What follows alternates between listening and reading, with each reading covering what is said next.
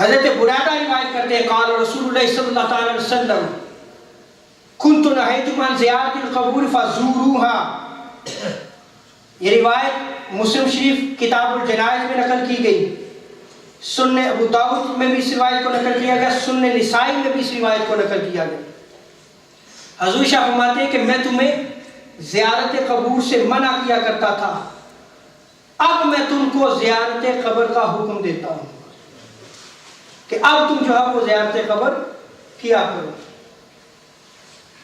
یعنی جب اسلام جو ہے وہ آقا علیہ السلام نے جب اسلام کی دعوت و تبلیغ دی تو شروع میں زیارت قبور سے منع کیا، لیکن بعد میں آپ صلی اللہ علیہ وسلم نے اس کا حکم دیا کہ اب تم ان کی زیارت کیا کرو. حضرت ابو بریدہ ہی کی روایت میں آتا ہے قال رسول اللہ صلی اللہ علیہ وسلم قد کنت نہیتکم عن زیارت القبور، کہ مجھے پہلے زیارت قبور سے منع کیا گیا تھا، لیکن اب جو ہے وہ مجھے زیارت قبور کا حکم دیا گیا ہے.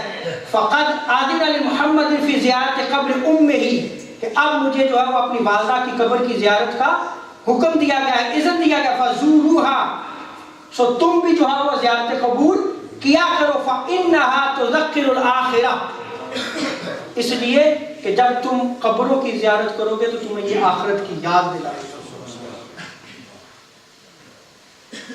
تمہارا دنیا سے رشتہ جو تم مضبوط کرتے ہو وہ کمزور ہوگا، کہ ایک دن ہم نے بھی اس قبر میں جانا ہے، ایک دن ہم نے بھی آخرت میں جو ہے وہ جواب دہ ہونا ہے،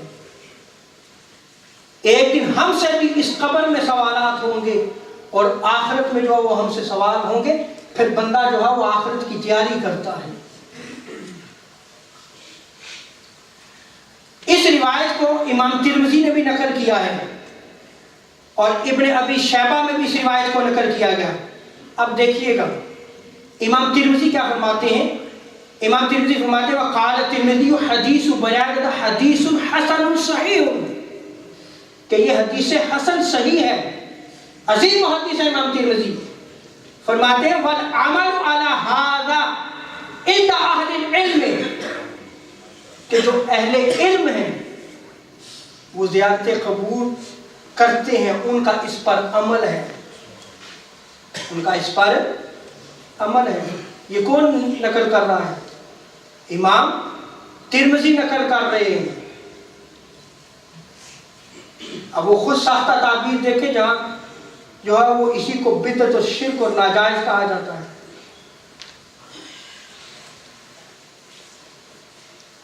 آگے جو ہے وہ فرماتے ہیں اس پر تمام اہل علم کا عمل ہے کہ وہ زیارت قبور کے لیے جاتے ہیں اور وہ زیارت قبور میں کچھ حرج نہیں سمجھتے. لا یرون بزیارت القبور باسا،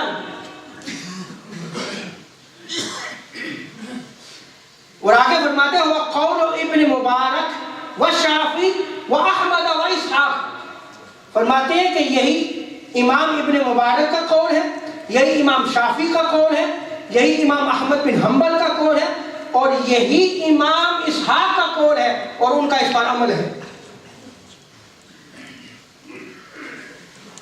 اب آپ دیکھیں کہ یہ ہماری احادیث کی کتابوں میں لکھا ہوا ہے. میں بھی روایات ساری نقل کروں گا. اب یہ کون کتابیں کھنگالے، کون پڑھے، کون بیان کرے؟ انہیں تو جو ہے وہ چند روایات جو ان کے مذہب کے مطابق ہوں گی، جو ان کے بلیف عقیدے کے مطابق ہوں گی، وہ یاد کرا دی جاتی، اور جب وہ بیان کرتے ہیں تو ہم سنتے ہیں، ہم سن کے کہتے ہیں یار حدیث بیان کر رہا ہے، اور ہمارے ہی نوجوان جو ہے وہ اس سے متاثر ہو جاتے ہیں. ایسا ہو رہا ہے یا نہیں ہو رہا؟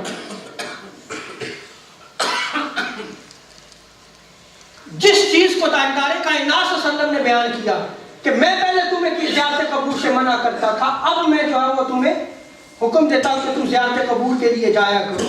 صحابہ کرام جو تاجدار کائنات صلی اللہ علیہ وسلم جو ہے وہ شہداء کی قبور کی زیارت کے لیے جاتے.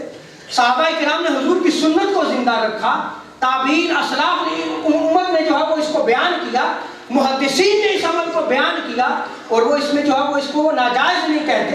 اور آج جو ہے وہ اسی عمل کو جو ہے وہ بدعت، شرک اور ناجائز